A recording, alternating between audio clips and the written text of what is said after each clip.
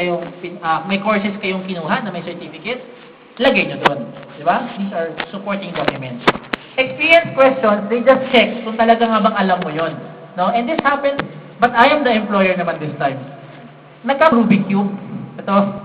Tapos din kausap ko, tinanong ko lang. Wala talagang connect sa trabaho. Tinanong ko lang, marunong ka ba mag-Rubik? Ano sabi niya? Oo naman, sir. Kinalabas ko. So nakita niya bilang, sir, kasi nung bata pa yata ako, nung ginagawa ko, ano pa? So ako parang, okay, don't try to invent something. This has no connect naman to work eh. Naisip ko lang, pero because of that, nag-iimbento to Opinion question. Yan. Try to stay away from, especially if it involves politics, religion, and sex or gender-related. Okay? Bakit? Kasi you don't want to be too strong in your opinion. Baka i-cross mo yung line ng kausap mo. So how do you deal with opinion questions? If you encounter opinion questions, make sure you say your opinion on one side and on the other side. Pero you have to have a stand. Hindi pwedeng, okay to, I agree. Okay to, I agree. Ano ka? Balimbing, di ba? Parang wala kang stand eh. Make sure you stand, you have to stand for something. Okay ito, this is my view on this is my view on that, and this is personally my option. Or this is personally my option. Yun. Di ba? Ganon. You have to make a stand. Trick question. Yan. No? Mamaya, I'll show you sample sa trick question. Pero, ngayon, tanongin ko nga itong class. Why is the grass green? Why is the grass green? May kanya-kanya kayo answer. Pero it's so simple. Chlorophyll. Diba? Walang connect din sa trabaho. Pero these are the questions that sometimes, ang sinecheck lang talaga ng employer, gaano kayo kabilis mag-react? Ganito ba maging itsura nyo? Diba? Parang nga. Diba? Tanungin lang kayo na, why, can you describe blue? Diba? Minsan nga, diba? Iniimbento pa nila. Can you describe red to a blind person? Diba? Minsan ganun parang ito. Oh my God, paano na? Diba? Yun. So if ever you're asked with that scenario, just say, blue is blue. And red is red.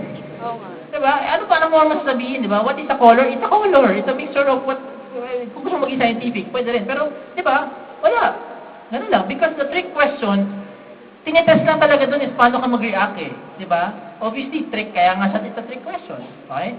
Personal questions, if ever you encounter scenario kung saan you're being asked of questions, you feel below the belt mo na. No? Talagang medyo ayaw mo na talaga, hindi ka komportable sagutin, huwag kayong mahiya sabihin, ma'am or sir, I find that question too personal.